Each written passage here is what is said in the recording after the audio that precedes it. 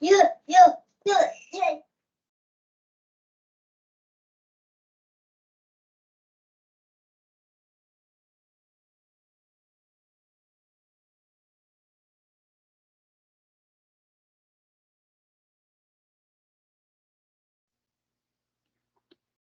están? Buenas noches, espero que se encuentren muy bien.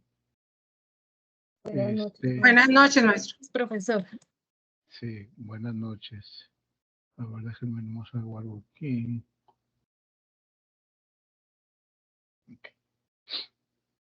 Okay. Un gustazo otra vez estar con ustedes. Yo creo que algunos ya me conocen más ustedes a mí que yo a ustedes. Y me da mucho gusto, la verdad. También creo que hay gente nueva. Bienvenidos. Vamos a trabajar la materia de bienes y sucesiones, ya de segundo tetra. Para los que no me conocen, yo soy Juan Carlos Ramírez, mi nombre es Juan Carlos Ramírez, licenciado Juan Carlos Ramírez. Tengo la carrera de abogado, de leyes, de licenciado en ciencias jurídicas, de licenciado en derecho, como ustedes le quieran llamar, ya desde hace rato, ¿sí? Aquí en la universidad tengo como 5 años, más o menos, dando clases. La verdad es que esta universidad ha venido creciendo mucho, ha tenido mucha gente, cada vez más y cada vez más y cada vez más, cada vez más maestros. Esta modalidad de en línea vino a acomodarse mucho para mucha gente, ¿sí? Y nos hemos estado acomodando también nosotros como maestros poco a poco, ¿sí? Nos han estado capacitando en muchas nuevas formas de enseñar a través de esta plataforma. Y bueno, vamos aplicando esas nuevas modalidades poco a poco, ¿sí? Como saben, la clase se está grabando, sigue entrando gente. Vamos a platicar unos 3, 4 minutos en lo que llega la gente para empezar con la clase. Les encargué por ahí una tarea, ya un SCORM, que ya lo deben de conocer cómo funciona. Acuérdense, muy importante en el tema, gracias por los mensajes que me mandan, muy amables. El SCORM, que sigue llegando gente. Ustedes cuando abren el SCORM,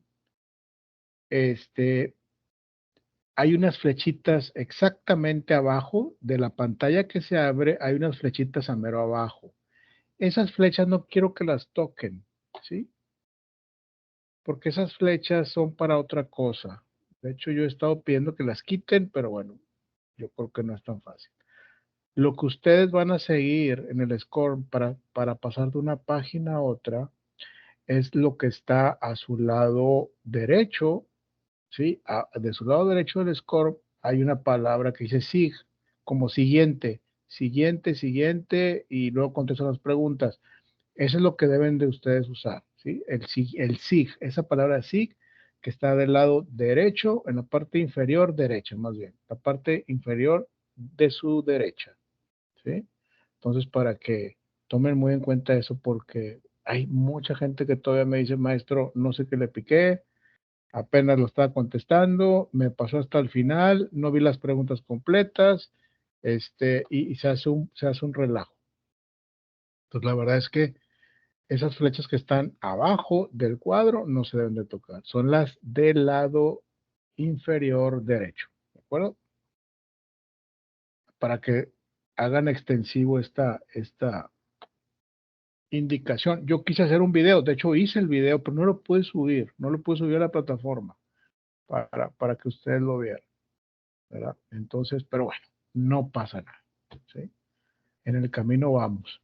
Ya están en segundo tetra, ya brincaron, ahora sí que la tablita del primero, me da mucho gusto, yo sigo siendo sinodal también, y me encantaría verlos al final de la carrera, ¿sí? Porque como les he dicho, me toca gente desde el principio, como ustedes, o como los del primer tetra, hasta el final, hasta que termina. Entonces es muy satisfactorio esa parte. Muy bien, ¿qué más? Pues no hay mucho que decir, ya conocen la plataforma, ya saben cómo trabajamos. Yo no quiero abrir foros después de las fechas que tienen destinadas, no lo quiero hacer. Entonces, por favor, atiendan el foro, dense el tiempo de atender los foros, las sesiones síncronas, los SCORMs, porque eh, va a ser complicado estarlos abriendo nomás porque no pudieron hacerlo. Ahora lo que estamos haciendo es revisar.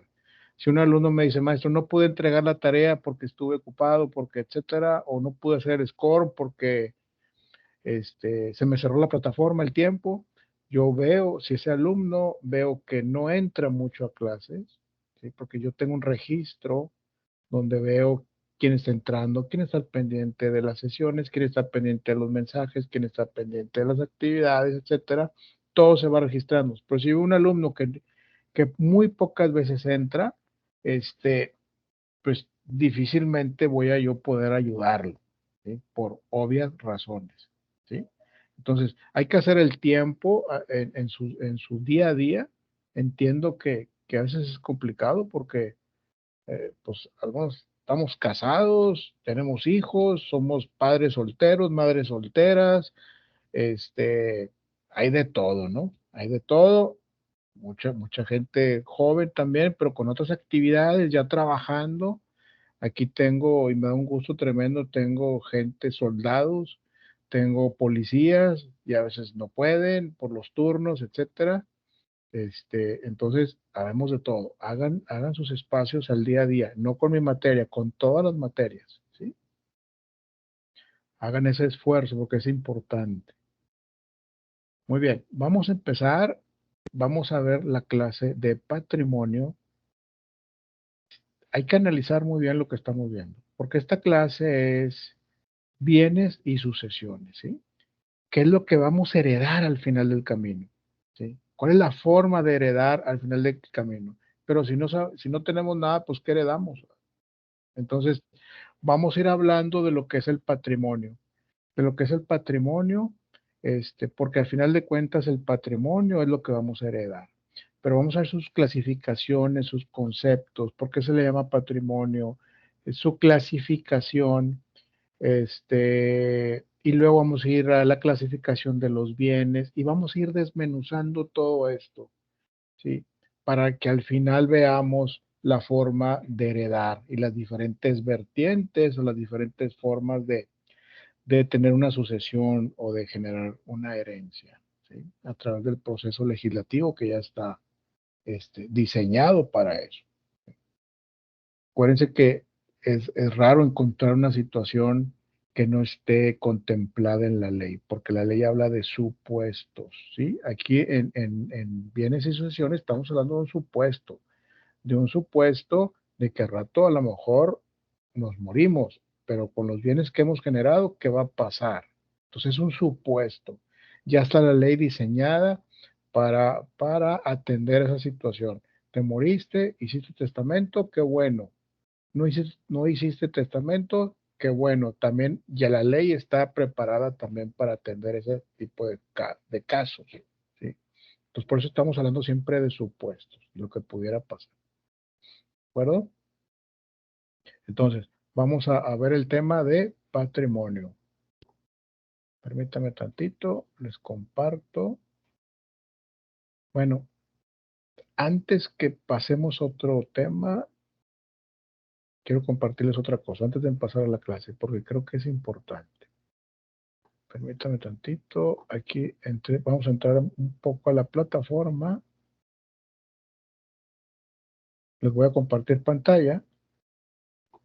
Bueno, aquí estamos en otra clase. Déjame salgo de aquí. Vamos a ver en sus sesiones. Ok. ¿Qué libros vamos a utilizar en este curso? de bienes y sucesiones. Espero que hayan visto el video, pues es el mismo, ya lo vieron como 100 veces. Ya tengo que cambiarlo. Contacta a tu tutor, de aquí me mandan mensajes, lo que ocupen. ¿Y qué libros vamos a utilizar? Aquí está. Son 2 libros, ¿sí? Es Teoría del Derecho de Carlos Muñoz Rocha, Bienes y Derechos Reales de Carlos Muñoz Rocha, este libro, y Sucesiones de Juan Manuel Asprón Pelayo.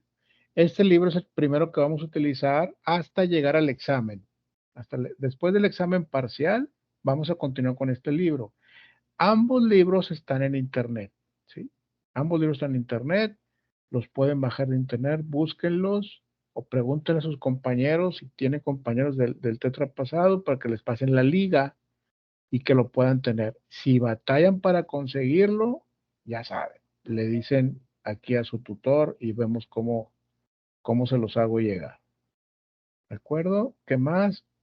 Aquí está el foro, yo voy a empezar a revisar, etcétera, y ahí nos vamos. Y luego el siguiente tema va a ser clasificación de los bienes, y ahí nos vamos, ¿no? Se pasa rapidísimo. Para cuando acuerda uno, ya estamos en el primer parcial. Entonces, poner atención en eso. Muy bien. Vamos ahora sí a compartir la clase.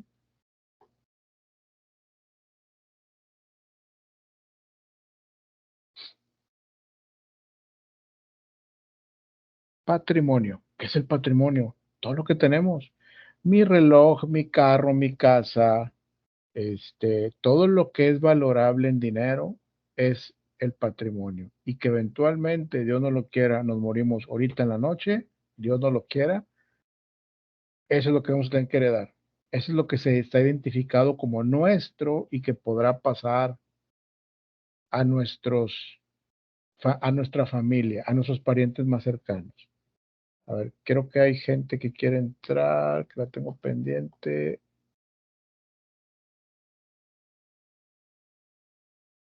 Creo que ya. Ok. Muy bien.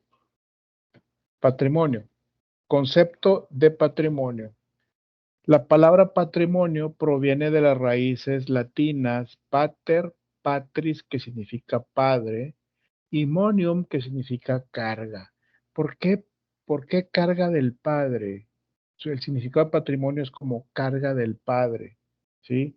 De sus raíces latinas, carga del padre, porque se supone que el padre, la cabeza de la casa, era la que generaba, era la que tenía un patrimonio, era la que gracias a esa persona se podía contar con algo físico, valorable en dinero y que era nuestro, ¿sí? Entonces yo creo que por eso ese es el nombre. Hoy las mujeres facturan, ¿verdad? Como dice la canción, hoy las mujeres les están pisando los talones a los hombres y hasta les están ganando.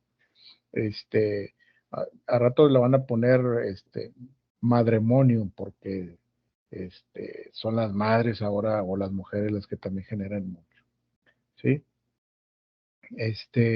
Dice, por patrimonio, según el diccionario, se entiende hacienda que alguien ha heredado de sus ascendientes o conjunto de bienes propios adquiridos por cualquier título. El patrimonio sin duda se asocia a la idea de riqueza o conjunto de cosas que son propiedad de una persona. Ahora bien, los romanos en tiempos de Gallo y Justiniano, ellos diferenciaban a las cosas entre las de derecho divino y derecho humano. En otras palabras, pero siguiendo con los romanos, las cosas las clasificaban en las que se hallan dentro de nuestro patrimonio y fuera de nuestro patrimonio, más algunas otras que se tienen por derecho natural son comunes a todos, otras públicas, otras de universalidad o corporación cualquiera, otras de nadie y la mayor parte de particulares. O sea, hace esta clasificación de patrimonio. Por ejemplo, ahora, como dice aquí este pequeño párrafo, dice, ahora bien, los romanos en tiempos de Gallo y Justiniano, que aquí están estos cuates, romanos, ambos, ellos diferenciaban a las cosas entre el derecho divino y derecho humano. ¿Por qué derecho divino y derecho humano? Bueno, el derecho humano, pues derecho a la vida, ¿sí? Derecho a casarte, derecho a ser protegido, derecho a ser hermano, derecho a ser súbdito en aquellos entonces, y las de derecho divino, en aquellos tiempos los romanos era ¿cómo te diré? Parte de su riqueza el como estar más cerca de los dioses, ¿no? Entonces, no cualquiera tenía esa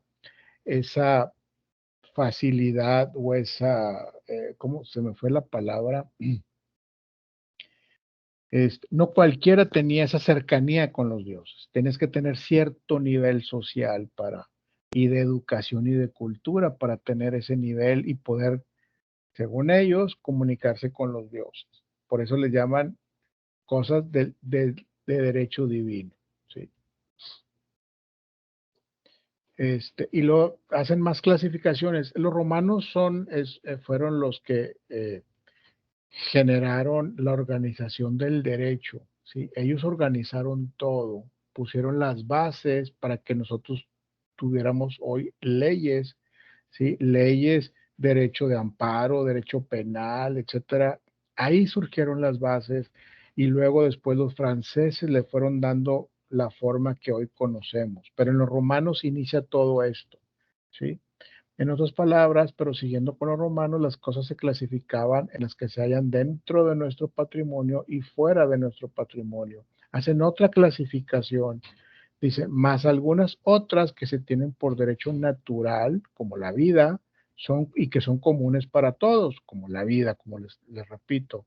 Otras son públicas, ¿sí? Que se tienen y que otorgan los gobiernos, ¿sí? Y otras de universidad o corporación cualquiera, otras de nadie y la mayor parte particulares. Entonces hacen esta clasificación de las cosas este, para darle un sentido, ¿sí? Y ubicarlas de quién son. Como había tanto, hoy también, ¿no? Las clases sociales vienen de ahí, de los romanos.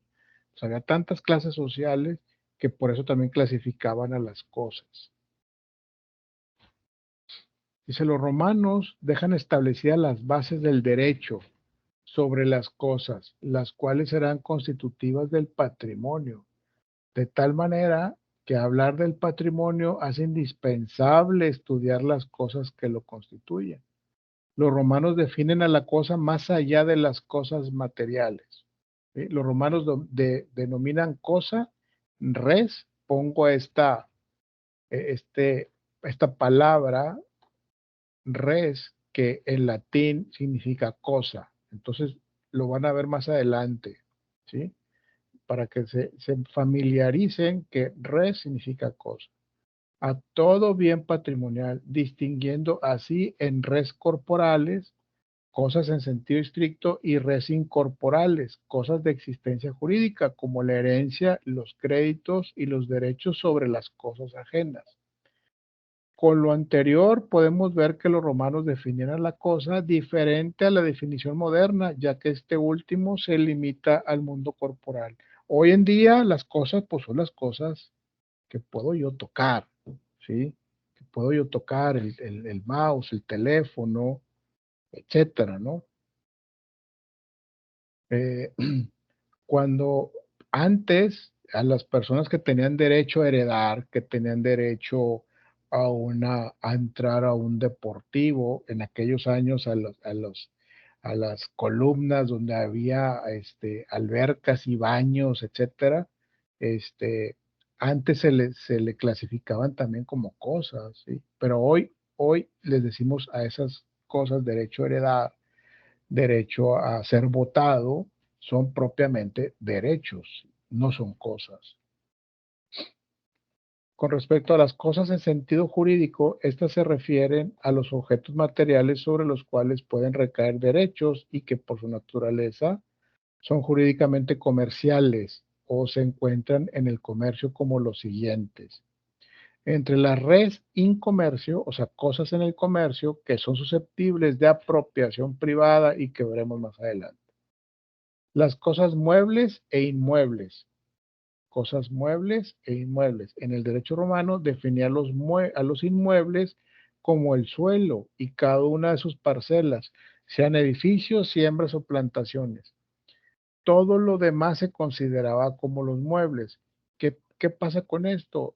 Los muebles hoy es lo que no se puede mover. A las casas, a los terrenos y todo eso se les llama inmuebles, ¿sí? Y todo lo demás son muebles, ¿de acuerdo? La palabra mueble o inmueble viene propiamente de la posibilidad de moverlos. Las cosas sin dueño son las cosas que no pertenecen, perdón, son las cosas que no pertenecen en propiedad a nadie, como la casa en el monte, pero que pueden adquirirse por ocupación. Las cosas consumibles son aquellas que tienen por derecho ser consumidas o enajenadas mediante uso. ¿Qué es enajenar? Venderlas, ¿sí? Como los víveres, el dinero, etcétera. Las cosas fungibles, las que se miden en peso, número, medida, como los granos, vinos, cereales, azúcar, etcétera. Las cosas divisibles son las que se pueden fraccionar sin detraimiento de su valor. Las pertenencias son cosas que, aun teniendo existencia física propia y sustantiva, se hallan económicamente al servicio de otras. Su función práctica es servir a la cosa principal. Ejemplo, las llaves de una casa o un mueble. Los frutos deben distinguirse entre naturales y civiles. Los primeros son cosas en sentido físico y los segundos son valores, rentas, rendimientos, etc. Eso lo vamos a ver cuando veamos el tema del usufructo. Cosas fuera de nuestro patrimonio. Todo lo que no es nuestro, como plazas públicas, parques, ríos, cosas destinadas al uso común. ¿Sí? Cosas dentro de nuestro patrimonio, las cosas que pertenecen a los particulares, las cuales se asocian a las cosas o bienes de nuestra propiedad. Marcel Planiol, este cuate que está aquí, es un francés y define al patrimonio como el conjunto de derechos y obligaciones pertenecientes a una persona, apreciables en dinero. Por ejemplo, ¿por qué dice define al patrimonio como el conjunto de derechos y obligaciones pertenecientes a una persona? Pongo un ejemplo, por ejemplo, al hijo de Donald Trump. No sé si lo han visto en las noticias, que está ahora muy pegado con su papá. Él por sí solo no es nadie, pero como es hijo de Donald Trump, se dice que esta persona pues vale un montón de dinero, ¿sí? Por lo que puede obtener siendo hijo de esta persona. Entonces, por eso dice, como el conjunto de derechos, es un chico que ya tiene muchos derechos, también obligaciones, pero ya por solo ese hecho, esa persona tiene un patrimonio impresionante, ¿ok?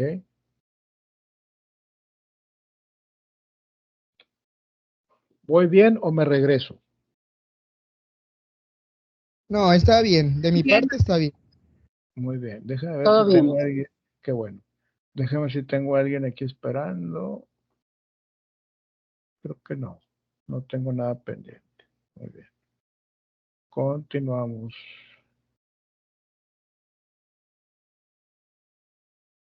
Maestro, ¿pudiera regresarse tantito, por favor? Claro. Ahí. Sí. Ok.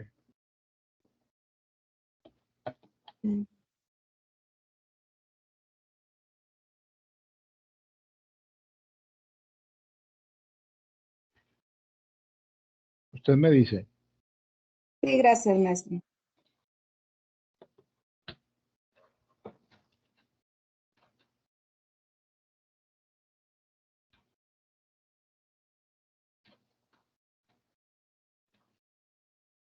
¿Qué calor ha Lista, hecho? maestro. Gracias. De nada. Vamos a continuar. Les decía que qué calor ha hecho. Qué bárbaro. Yo con un clima aquí no siento nada, pero bueno. Ya va a Eh, llover. sí, dicen que va a llover muy fuerte. A ver si es cierto. Bueno, continuamos, compañeros. De acuerdo con la definición de patrimonio y desde el punto de vista económico o de evaluación pecuniaria, este comprende dos elementos. Ya estamos hablando de la actualidad, ya no estamos hablando de los romanos, ni estamos hablando de cómo clasificaban los romanos a las cosas o a los bienes. Ya estamos hablando de lo que hoy es el patrimonio, cómo se clasifica el patrimonio, ¿sí? Patrimonio se clasifica o comprende dos elementos muy importantes, ¿sí? El activo, que se compone por todo aquello que dentro de la masa patrimonial tiene un contenido económico que beneficia a su titular, es decir, todos los bienes y derechos pertenecientes a una persona. Jurídicamente, este se integra por el conjunto de bienes y derechos que son susceptibles de apropiación económica, perdón, apreciación económica o pecuniaria, expresados en derechos reales y derechos de crédito. Los derechos reales son poderes jurídicos del sujeto respecto de los bienes sobre los cuales recae esta potestad legal, que las demás personas como sujetos pasivos están obligados a respetar y no interferir en su ejercicio. Los derechos de crédito consisten en prestaciones o abstenciones que el titular de ese patrimonio como acreedor puede exigir a uno o varios sujetos que son sus respectivos deudores, el cumplimiento de las prestaciones o abstenciones de contenido económico. ¿Qué significa en resumen todo esto? El activo es el conjunto de bienes que tengo. Relojes, autos, casas, terrenos, edificios, departamentos, ranchos, todo eso es mi activo, la parte activa de mi patrimonio. La parte activa de mi patrimonio es todo eso en conjunto. Y le dan un valor, cuánto valen mis 3 ranchos, cuánto vale la casa, cuánto valen los autos, cuánto valen los relojes, cuánto, no, pues 10 millones de pesos, por decir un número, ¿sí? Falta la parte o el elemento del patrimonio que se le considera el pasivo de todos esos bienes que mencioné ahorita, ¿sí? Dice, el pasivo o parte negativa del patrimonio se integra por el total de las obligaciones del titular del patrimonio. Esta obligación jurídica entre dos personas, una de ellas denominada deudor, sujeta a la otra llamada acreedor, que le puede exigir una prestación de carácter patrimonial.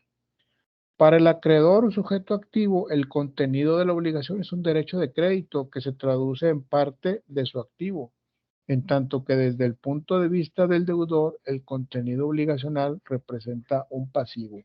¿Qué pasa con esto? Yo tengo, como les dije ahorita, casas, autos y ranchos, terrenos. ¿Cuál sería? Esa es la parte activa, pero ¿cuál sería la parte pasiva de todos esos activos? ¿Alguien me puede decir cuál sería la parte pasiva? Los deudos y los... Así es, la paga de impuestos. el pago de impuestos, la deuda que tienes, el pago de los prediales de todos esos terrenos, de esos ranchos, de esas casas, ¿sí? Esa es la parte pasiva. Si tengo créditos, si yo tengo una empresa, por ejemplo, y tengo una empresa de trailers, ¿sí? Y tengo 50 trailers, pero los 50 trailers los tengo, es parte de mi activo, ¿sí? Pero esos trailers los estoy rentando o los estoy pagando al banco. Entonces, ¿cuál es el pasivo de esos trailers? Pues es ¿Podría tanto, ser una ¿verdad? hipoteca también, perdón? Podría ser una hipoteca. Yo tengo mi casa, pero la tengo hipotecada y estoy pagando, ¿sí? Mi casa vale tanto, pero pues, yo estoy pagando una hipoteca de tanto. Entonces, fiscalmente lo que se hace, aquí no vamos a ver ese tema, pero fiscalmente lo que se hace es que todos mis activos suman 10 millones de pesos, pero y del pasivo de esos activos, ¿sí? Son 3 millones de pesos. Entonces, mis activos son reales 7 millones de pesos. ¿Sí me explico? Hay que restarle el pasivo, que es lo que tengo que, que, que tomar en cuenta. Y las empresas eh, piden créditos con eso, ¿sí? Yo tengo un activo de tantos millones de pesos, menos el pasivo, me da tantos millones de pesos, entonces mis activos valen tanto, entonces puedo pedir un crédito, las empresas se manejan mucho con créditos. Entonces, es de esa manera como lo ven. Nosotros lo vemos de manera personal, de una manera más micro, ¿sí? Pero en macro, las empresas lo hacen así. ¿sí? Yo tengo mi casa, tengo 2 casas, por ejemplo, tengo 3 carros. Bueno, pues cuánto vale la casa, cada una de las casas, pues tanto, y los carros más o menos tanto, pero cuánto pago de refrendo, cuánto pago de tenencia, cuánto pago de predial de la casa, o cuánto pago de mantenimiento de la acción del deportivo, cuánto pago de mantenimiento, bueno, pues son mis pasivos, ¿ok? Acuérdense que esto al final es lo que vamos a heredar, poco o mucho lo vamos a heredar. Patrimonio es una entidad jurídica abstracta denominada universalidad jurídica. De acuerdo con esto, el patrimonio es una emanación de la personalidad misma. Por ello, los tratadistas mencionan que no hay patrimonio sin persona, pero tampoco hay persona sin patrimonio. Por lo tanto, el patrimonio es un atributo de la personalidad, es como un derecho, como algo muy ligado a la persona, porque nadie más puede tener patrimonio más que nosotros, las personas, o las empresas también, que creamos las personas. Entonces, esa parte está muy ligada a eso, ¿sí? Charles Aubry y Charles Rau tenían este esquema para explicar el patrimonio, ¿sí? Charles Aubry, también franceses, ambos, patrimonio son bienes, derechos y obligaciones, ¿sí? Y Charles Rau decía, no hay patrimonio sin persona o persona sin patrimonio. Y esta nota esta es la definición más aceptada del patrimonio como atributo de la personalidad, encabezada por Charles Aubry y Rao. ¿Sí? Esa es la más elocuente, ¿sí? Y la que todavía hoy podemos tomar en cuenta como válida.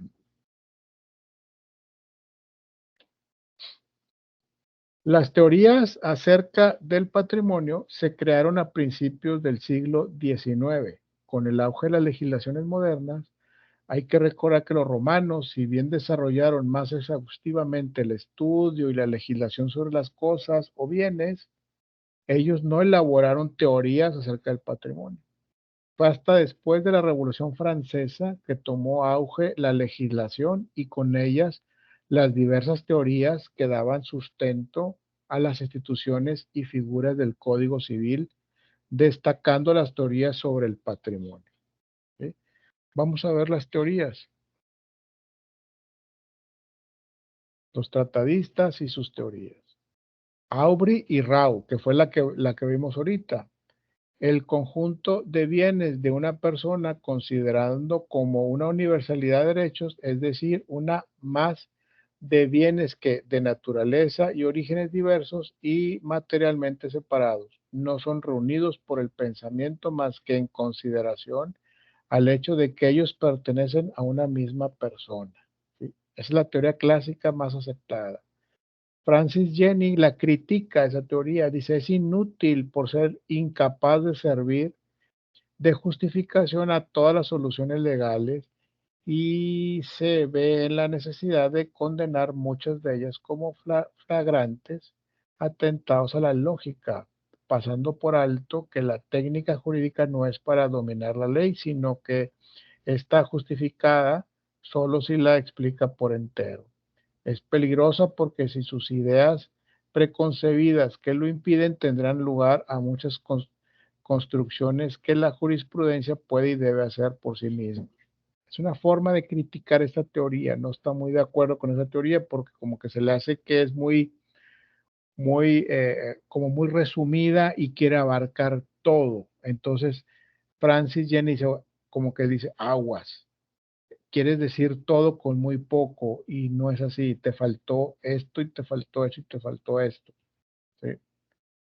La postura de Marcial Planiol y Georges Ripet la postura dice que es el conjunto de derechos y obligaciones pertenecientes a una persona estimables en dinero. Si se quiere expresar su valor con una cifra, es necesario sustraer el pasivo del activo. Este cuate francés también, franceses los dos, menciona la parte activa, pero la parte pasiva antes no lo tomaban en cuenta y esta postura fue la que integró la parte pasiva para darle valor al activo. Y Julien Bonquets, que creo que Julien Bonquets es creo que es francés también. Dice, el patrimonio se traduce en una masa de bienes, activos y pasivos que representan un valor económico de conjunto. La idea de patrimonio está indisolublemente ligada a la idea de personalidad. El patrimonio está ligado a la idea de personalidad no solamente en el sentido de que es imposible concebir un patrimonio sin una persona. En otras palabras, el patrimonio comprende dos elementos distintos, uno subjetivo y uno objetivo. Esas son las teorías de estos cuates que hablan del patrimonio. Es que, ¿qué es lo que pasa? A la hora que se empieza a dar forma y se empieza a poner por escrito las definiciones del patrimonio, es cuando los juristas de la época es cuando empiezan a leer y empiezan a decir, oye, no, este cuate está equivocado porque le está faltando decir esto y esto y esto y esto, y emiten su postura. Y luego el otro también dice, no, es que les faltó poner esta parte, o yo pienso que debe ser así, porque si lo hacemos como ellos dicen, nos está faltando algo, y etcétera. Y así se hace una guerra de ideas, tratando como son estudiosos del derecho, tratan de imponer su postura, ¿sí? Al final, con el tiempo, se va determinando cuál es la teoría, o la postura más adecuada. A ver, traigo muchos, como sonidos, como si me estuvieran buscando, pero no veo nada, no veo nada.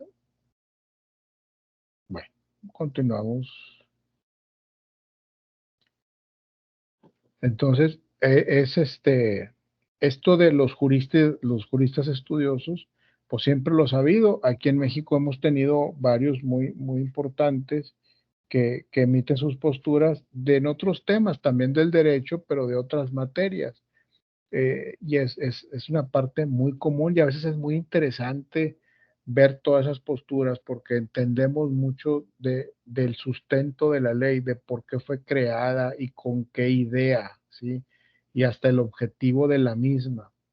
Entonces, eh, siempre tenemos que leer, o sea, un abogado, un estudioso del derecho como nosotros, tenemos que leer mucho, ¿sí? Entonces, cada vez que se les presenta un documento que hable de la ley o algo, léanlo,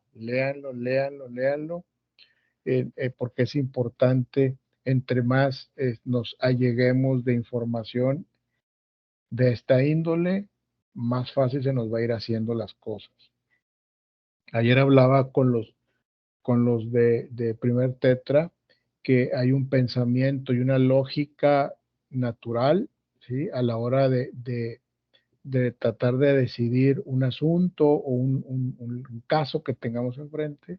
Hay una lógica natural, pero hay una lógica también jurídica, ¿sí? Que nos vamos a ir formando poco a poco conforme vayamos avanzando y conforme vayamos adquiriendo conocimiento, ¿sí? Y conocimiento lo van a traer conmigo, con sus maestros y leyendo, ¿sí? Si no, esa lógica jurídica que van a tener va a ser muy pobre. Entonces tienen que irla enriqueciendo, ¿sí?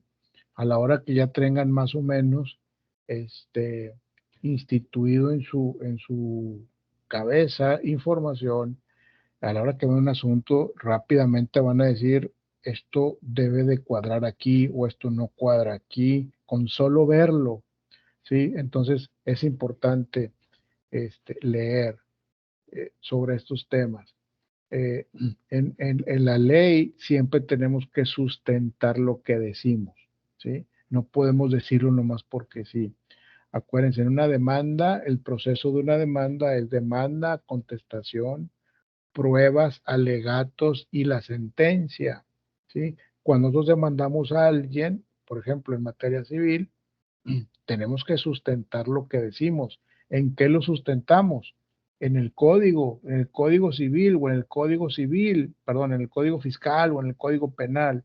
de acuerdo al artículo tal, dice esto y esto y esto, ¿sí? Entonces, cuando tenemos la lógica jurídica ya construida o en construcción, podemos rápidamente discernir en dónde lo vamos a encuadrar o cómo lo vamos a atacar o cómo vamos a atender ese asunto, ¿sí? Entonces, claro que después hay que pasarlo al papel y sustentarlo en la ley, ¿sí?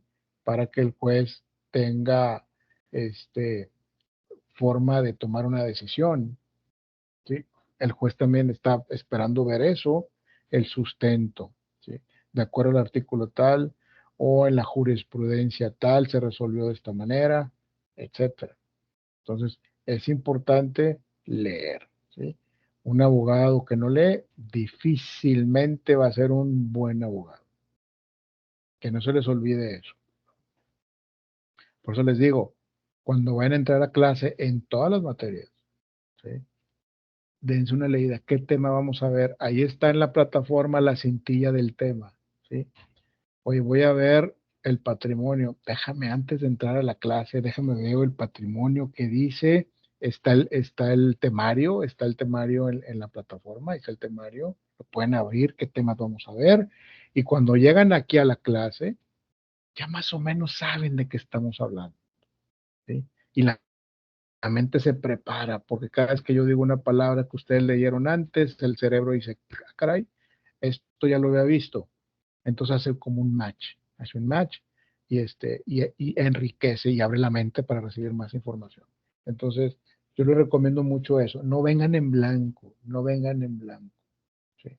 A ninguna clase, no vengan en blanco, porque sí funciona, pero funciona mucho mejor como les digo, ¿ok? ¿Dudas, preguntas hasta aquí?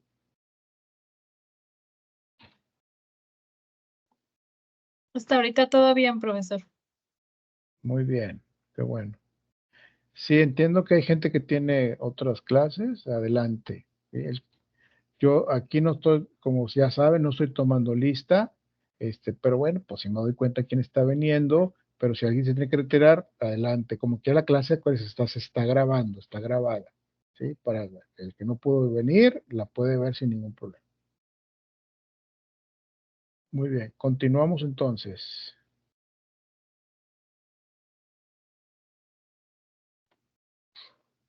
Dice,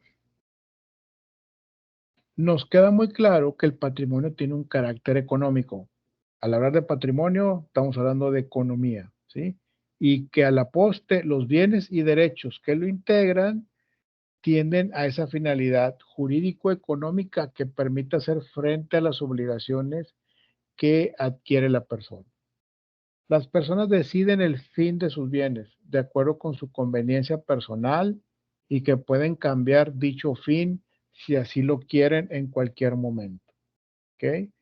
En el capítulo 8 del Código Civil del Estado de Nuevo León, habla del patrimonio de la familia, ¿sí? Particularmente el patrimonio de la familia. El patrimonio de la familia, en su artículo 723, dice el patrimonio de familia a que esta ley se refiere está constituido por los bienes que en la misma se determinan sobre la base de que serán inalienables y no estarán sujetos a embargo ni a gravamen alguno, excepto en los casos siguientes.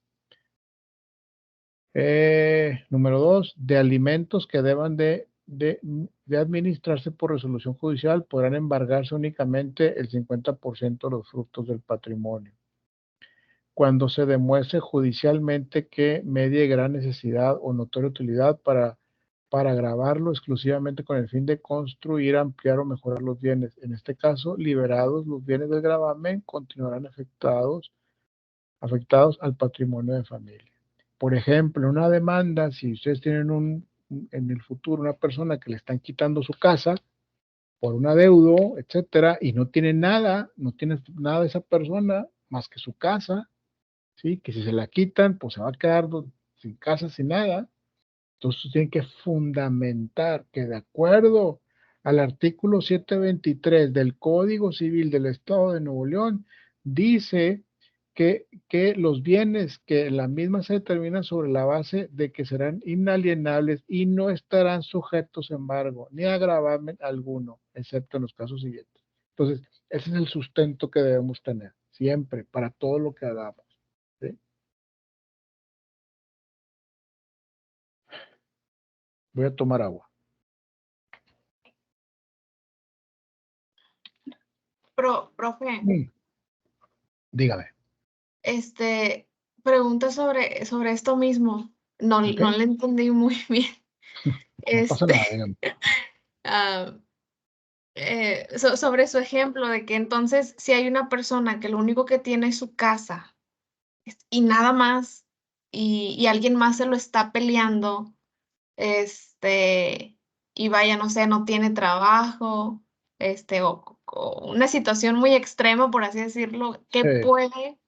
¿qué podría todavía obtener esta persona? O bueno, existe la posibilidad de que esta persona, si por así decirlo, esta casa, se lo está peleando el banco y el banco dice, no, pues, pues esta casa vale 10,000 pesos y de los 10,000 pesos, o sea, se le queda un 50%, por así decirlo, o ¿cómo sería?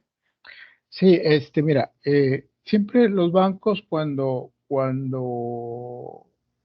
hacen una hipoteca donde la garantía es la casa, generalmente el banco se asegura 2-1, por decirlo menos. ¿Qué significa 2-1? Si te voy a prestar 10, es porque la casa vale 20. ¿Me explico? Si te voy a prestar 10,000, es porque la casa vale 20. Si tú quieres 20, pero la casa vale 20, pues no te puedo prestar 20, ¿verdad? Te presto 10. ¿Sí me explico? Bueno, eso por un lado. Efectivamente, cuando la persona tiene solamente esa vivienda, tiene que cumplir ciertos requisitos, porque si es un caserón y nomás tiene esa casa y se la van a quitar, pues no entra como patrimonio familiar, ¿sí? Porque es una casa muy grande, de un valor muy importante. Pero si es una casa pequeña, con un valor determinado, ahorita no tengo el valor, la casa tiene que valer, no sé, vamos a decir 350,000 pesos, por ejemplo, ¿no? Esa casa no se la puedes quitar, no se la puedes embargar, aunque se la debas al banco, aunque se la debas a no sé quién, no se la puedes quitar, ¿sí? Hay un monto que estipula la ley que las casas arriba o hasta 350,000 pesos, por ejemplo, de valor, no se pueden embargar, ¿sí? Eso los bancos lo saben, y no procedería una hipoteca en contra, ¿sí? Porque el banco sabe que no pueden embargar en un momento dado esa casa para garantizar su pago. Pero sí pasa mucho con los usureros, con los prestamistas, etcétera, etcétera, etcétera, y te la quitan, ¿sí? Te la quitan. No, pero porque estás haciendo las cosas como fuera de la ley, ¿sí me explico? O sea, en los casos de los prestamistas, esos no están autorizados para prestarte. Entonces, a veces uno da las escrituras y da todo y les quitan las casas, ¿no? Ahí se maneja diferente. Pero ninguna institución autorizada por la Comisión Nacional Bancaria, ninguna institución de crédito autorizada por la Comisión Nacional Bancaria puede embargarte tu casa, ¿sí? Hasta cierto valor, ¿sí? ¿Sí me explico? O sea, si es una casa de 350,000 pesos, esa no te la pueden embargar. Pero si ya es de 500, de 1,000,000, de 1,200,000 y cosas, esa sí te la pueden embargar porque se considera eh, ¿cómo te puedo decir? Ya no es considerado como de escasos recursos, ¿no? Por decirlo de alguna manera. No sé si esto responde a tu pregunta. Sí, profe, sí. Sí, de hecho sí. Gracias. Bueno, ok. Este, ¿Alguna otra duda? ¿Alguna otra pregunta? A ver, América Martínez. Adelante, América. Sí, maestro. Ok, ese es en el caso de los bancos, pero las Ujú. comercializadoras, ellas sí son libres de que si les deben 150, 200, 300, no se rigen por esas cantidades. Eh, Ellas sí te sacan, vaya, en lo si la, mercantil. no, si la comercializadora está legal, y está autorizada por la Comisión Nacional Bancaria y de Valores, si está dada de alta ante Hacienda como debe de ser, etcétera. Eh, Casas de 350,000 pesos y ese tipo de cosas. Es que yo estoy hablando de una cantidad, que me imagino que es esa, ahorita no la conozco porque hace mucho que yo veía ese tipo de temas. Pero hay un precio del inmueble que si el precio de ese inmueble llega a esa cantidad que marca la ley, nadie la puede embargar. Ninguna comercializadora, ningún banco, ni nada. Pero esa comercializadora o ese banco debe de saber eso antes de otorgarle un crédito. Si yo llego, oye, voy a pedir dinero, voy a pedir 10,000 pesos, aquí está mi casa, ¿cuánto vale tu casa? Suponiendo que el límite sea 350,000 pesos. 350,000 pesos, no te puedo hacer nada. O sea, no pudiera yo garantizar lo que te estoy prestando con esa casa porque no te la pudiera yo quitar, porque es patrimonio familiar. Ok.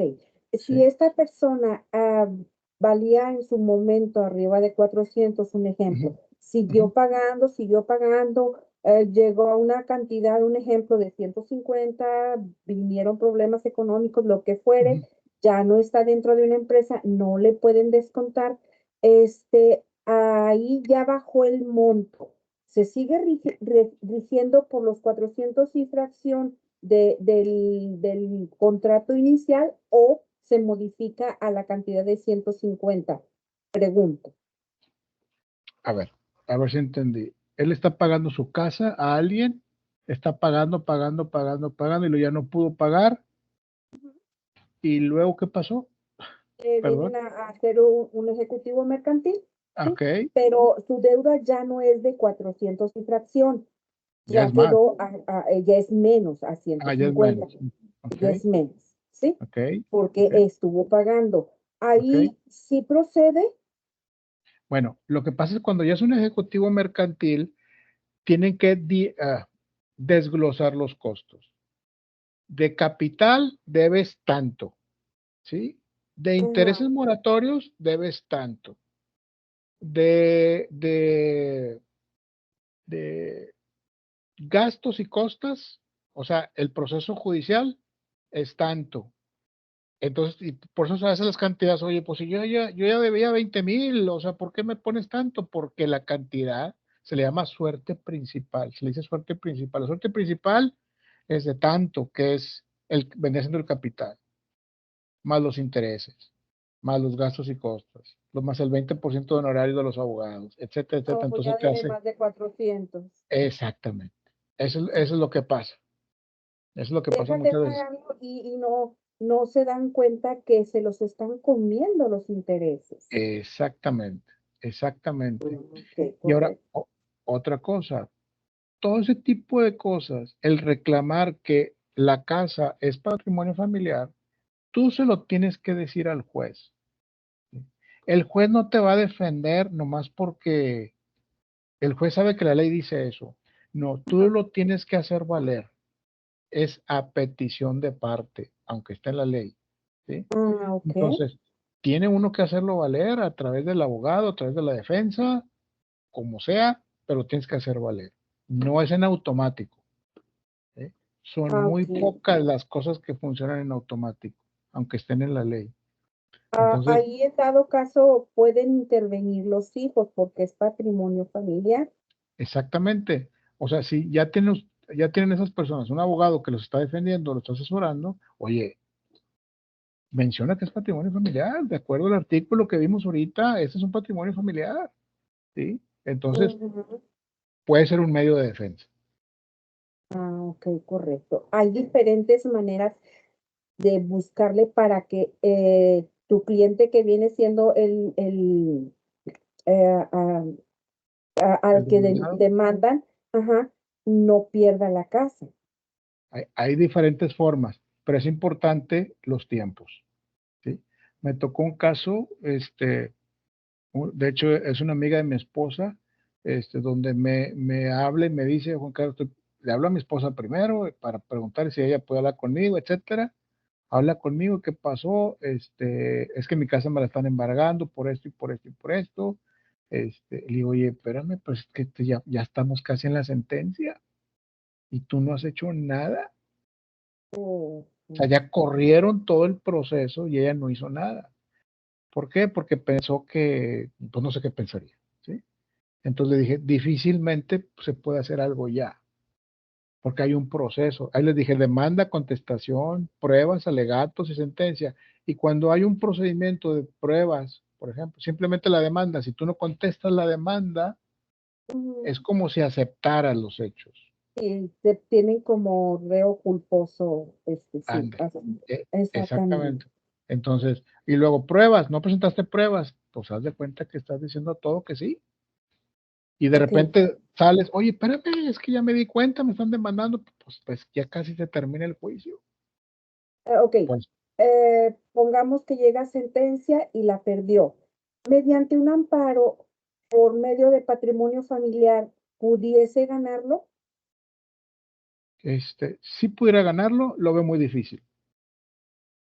Ok. Sí la veo muy complicada, Porque no porque, comprobó elementos desde el principio. así es, exactamente, porque es como si hubieras aceptado, el no contestar es como si hubieras Ujú. aceptado todo. Oye, ¿verdad que te debo 50,000 pesos? No contestaste, sí, debo 50,000 pesos. Entonces, sí me explico. Por eso es importante atender los asuntos, no dejarlos ahí. Sí, es Y esta correcto. chica perdió la casa. Perdió la casa, entonces, se vio una forma ahí, ¿sabes qué? Es mejor entregar la casa, porque le decía la persona, llegamos a hablar con el que la estaba demandando, decía, a mí nomás dame lo que yo he gastado y te dejo tranquila, te dejo tu casa. Pues sí, nomás que la casa, lo que él había gastado era casi lo que valía la casa. Y en Entonces, gastos y o sea, costas sí, le aumentó todo lo que quiso. exactamente. Entonces dijo, pues, ¿qué hago? Pues, mejor la entregas, ¿verdad?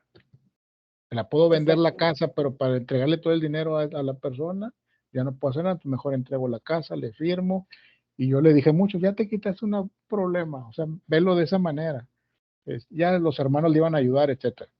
Ajá, al ver bienes y sucesiones, ok, cuando dentro del bien, ya me voy a brincar a otro lado, pero dentro del bien, muchas veces los bancos, si fallece la persona, termina el adeudo del crédito, ¿verdad? Sí, Pero porque eso hay es una seguros, es un seguro, exacto, son seguros que hay. que previamente está pagando la persona. Así es, así es. Ah, ok, correcto. Ese es muy diferente a lo legal, ya sería dentro de las cláusulas que estén dentro del contrato que firmar. Así es, así es, así es. Correcto. Y gracias. Al contrario. Tengo otra mano levantada, Dalila. Sí, esto es, venimos hablando del tema en cuanto a patrimonio y embargos, lo que acabamos de hablar, que no se Ujú. puede. Pero en el caso de que el patrimonio lo estuviera peleando algún familiar o por bien testamentario, ahí no hay nada que se pueda hacer como para No, defender la propiedad. bueno, es que, o sea, llegando a ese punto hay que ver mucho antes, hay mucha historia antes. Eh, Si murió la persona y murió intestada, ¿sí? Hay una línea de derechos de las gentes. Los parientes más cercanos excluyen a los más lejanos. O sea, los parientes más cercanos son los que tienen derecho. Los hijos, ¿verdad? Sí. Propiamente, y la esposa, si tenía esposa, son los que tienen derecho. Y no hay forma, tienen derecho y punto, ¿sí? Todos por igual. Si es una casita o es una casa, todos tienen derecho por igual y se las tienen que adjudicar el juez. Tienen que En correr el el proceso. caso que yo le comento, bueno, precisamente me lo platicaron hoy, la persona cedió la propiedad en vida Ujú. y nunca se hizo nada por firmar papeles o algo así. Todos estaban conscientes y eran testigos de, pero no se dio la propiedad a alguien de la línea directa. Y ahora que murió, los hijos que son en línea directa están peleando las propiedades del papá, que fue el que murió, Claro. porque la persona murió intestada. Ujú. Entonces, esta persona me decían, al parecer los hijos no saben o no recuerdan que no se hizo el trámite correspondiente cuando el papá cedió la No se, propiedad for- que no se dio. formalizó. Ajá, La cesión de derechos no se formalizó. exacto. Ujú. Entonces ahora, aunque fue público, por decirlo así, porque hubo testigos presentes o algo así, pero como Ujú. no se formalizó, ahora si los hijos quisieran pelear esto, ¿hay alguna manera de proteger esa cesión que no está finalizada? ¿O los hijos pueden pelear su derecho, por decirlo así, porque también sería un derecho para ellos? Exacto. O sea, lo que pasa ahí es que como no se formalizó, no hay un papel, no hay una firma, no hay un notario, no hay nada. Es como dicen, papelito habla. ¿Sí me explico? En todo caso, si los hijos estuvieran de acuerdo en esa cesión de derechos o la familia directa, tendrían que adjudicarse primero ellos la propiedad, porque eso es lo que marca la ley, que los hijos son los que se quedan con esa propiedad en partes iguales y luego ellos a su vez cederle la propiedad de la persona. Pero como no se formalizó eso, esa persona desafortunadamente queda fuera, aunque haya testigos, aunque haya todo. Ok. ¿Sí? Sí, en este caso, sí, los hijos en automático pasan a ser. Supongamos que Pues ahorita, herederos. es que eso es lo que me preguntaban a mí, nadie ha dicho nada porque la propiedad que están peleando es donde vivía y donde estaba y lo que últimamente todos sabían que tenía. Pero como esta que ya había cedido, ya como ya no era propia porque ya la había dado, no la están peleando ahorita. Pero en caso de que lleguen ante el notario y vean escrituras y vean todo y se den cuenta de la propiedad, ahora sí la pueden pelear. Los hijos directos. Sí, Sí, sí, sí. Ahorita la propiedad está a nombre del señor que murió. No hay más. sí. No hay más. Entonces, a la hora que los hijos quieran adjudicarse esa propiedad, a la hora que todos quieran su parte de esa propiedad, los hijos, o los 3 hijos, o los 4 hijos, etcétera, van a tener que ir con el juez para decirle, ¿sabes qué? Mi papá murió, aquí está el acta de función, y están estos bienes que él dejó, ¿sí? Entonces, pues hace todo el procedimiento, la radicación, etcétera, se busca que no haya un testamento, no, pues no hay testamento, es un intestado, ¿sí? Es una asociación legítima. Entonces, ¿quiénes son los hijos? Acreditar la personalidad de los hijos, no hay más, se publican edictos, no hay más hijos por ahí que se consideren con derecho o que tengan derecho, no, pues no hay ninguno más, bueno, son estos, se hace el procedimiento, se adjudica, se hace un inventario de los bienes, eso lo vamos a ver más adelante en la clase, se hace un inventario de los bienes, cuánto debe prediales, debe esto, se paga todo, y luego se adjudica, son 3 hijos, la casa en 3 partes se va a dividir la propiedad. Sí, o sea, en un papel, no la casa la van a partir en 3, sino que en la escritura va a decir, esta propiedad 30% de Juanito, o 33% de Juanito, 33 de Laurita y 33 de Pedro. Y San se acabó. ¿Cómo ellos van a dividir? Bueno, pues tienen que vender, tienen que ellos ya ponerse de acuerdo. ¿Sí? Y si a la persona, si ellos dicen, ¿sabes qué? Yo recuerdo que mi papá se dio la casa a tal persona, y si ellos quieren, bueno, pues se la pueden ceder, ¿verdad? Si ellos quisieran. Pero tendrían que ellos correr ese proceso primero. Y ahora suponiendo, bueno, me surge la duda, supongamos que son, la verdad yo desconozco cuántos hijos sean, pero supongamos que son 3 y 2 están de acuerdo en ceder y uno no, ¿ahí qué procede? Buena pregunta. Lo que pasa es que ya no se puede ceder porque tu papá, el señor ya murió, tendría que cederle Sí. el dueño, ¿sí? Entonces ya no Ajá. se puede ceder. Pero Ya no ahorita se, me comentaba usted que los hijos se quedan con la propiedad y después de eso los hijos ceden en bueno, caso de que quisieran. lo que puede ser es que esos hijos que están de acuerdo ceden su parte Ah, ok, sí. a esa persona. ¿Sabes qué? Yo cedo mi 33%, el otro hijo mi 33%, el otro no quiere, bueno, pues ni modo, ¿cómo le hacemos? Ah, perfecto. Sí, Sí, no está ok, bien. Gracias. de nada. A ver, tengo las manos levantadas ya rapidito porque ya nos pasamos de la hora y a ver, Laura Rocío, tengo aquí un nombre. Una mano levantada, Laura Rocío. Ya, profe. Una Dígame. pregunta, ¿desde cuánto es el monto que te pueden embargar un domicilio?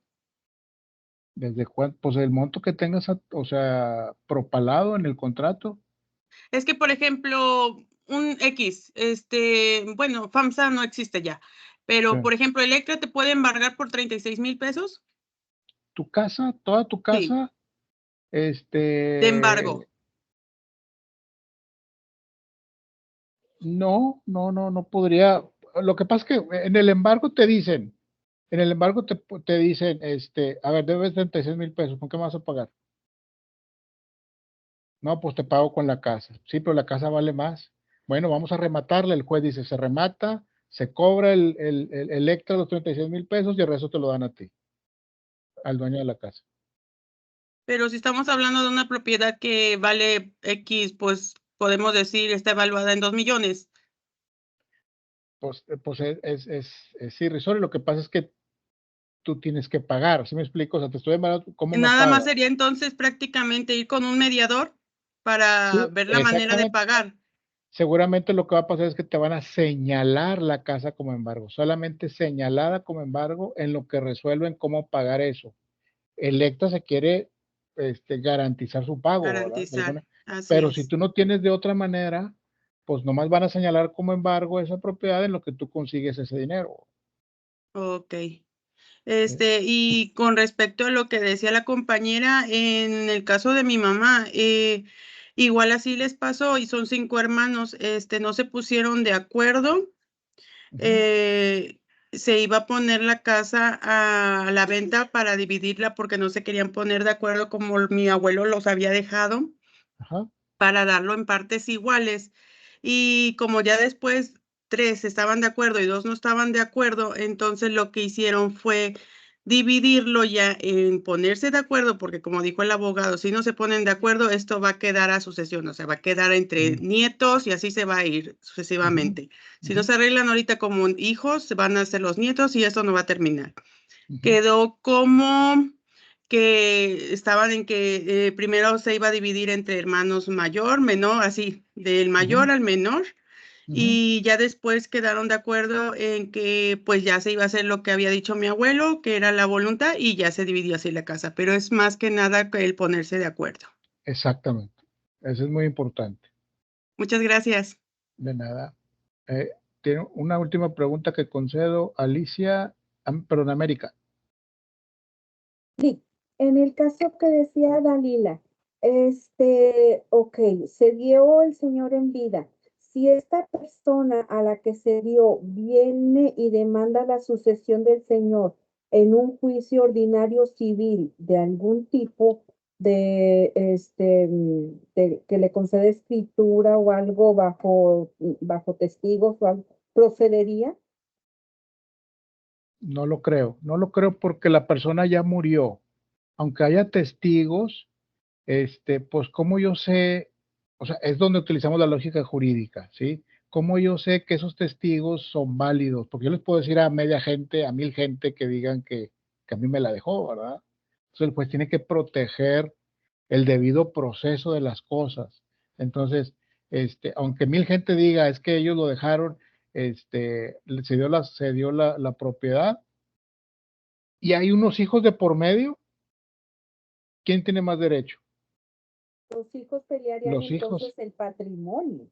exactamente. Si todos están de Volvemos acuerdo, a lo entonces mismo. el juez El sigue patrimonio familiar. así es, el juez sigue la regla, le da a los hijos, le quieren dar a la señora, pues ya sabrán ustedes. Pero la regla es que yo te lo doy a ti, porque eso es lo que está estipulado. Correcto. Gracias. De nada. Si tuviera a lo mejor un documento firmado por un juez, o algún proceso que no se concluyó, pero que ahí está, pues pudiera hacer algo con un ordinario civil. Hoy, ¿sabes qué? Aquí está el proceso, Entonces ahora, ya está firmado por las partes, está firmado por un notario, el proceso no se concluyó, pero es un acto jurídico imperfecto pero válido. Entonces, bueno, vamos a ver qué podemos hacer. Pero si no hay nada, nomás fue de palabra, no hay Entonces, manera. si es ante algún juez o ante Un algún notario notario, sería válido. No pudiera, los que muchos hacen contratos en las presidencias, cosas de esas, ¿tendría validez jurídica? pudiera tener validez, sí puede tener validez, siempre y cuando no hubiera unos hijos. O sea, aquí es quién tiene más derecho, ¿sí? Claro. Si los hijos no estuvieran, bueno, pues entonces a lo mejor sí, pero tengo un acto jurídico que está imperfecto porque le faltan elementos esenciales de validez, pero no hay ningún hijo, pues bueno, lo validamos, hacemos un procedimiento y lo validamos, ¿sí? Pero si hay hijos de por medio que están exigiendo la posesión también, pues ¿quién tiene más derecho? Pues los hijos. Es correcto. Volvemos a lo mismo. Nada Sí. más hay que buscarle cierto supuesto. Sí, exactamente. Muy bien, pues me encantó platicar con ustedes. Nos vemos el próximo martes, igual a la misma hora, a las 8 de la noche. Y cualquier duda, cualquier cosa, ahí está la plataforma para que me manden algún mensaje. ¿De acuerdo? Gracias, maestro. Gracias. Muchas gracias por todo. Que pase buenas noches. Gracias. Muchas por gracias, que atender. descansen. Gracias. Gracias, maestro. Gracias. Buenas Buenas noches. noches, que descansen. Gracias. Buenas noches, compañeros, que descansen. Gracias, igualmente. Buenas noches, que descansen todos. Gracias, igualmente. Buenas noches.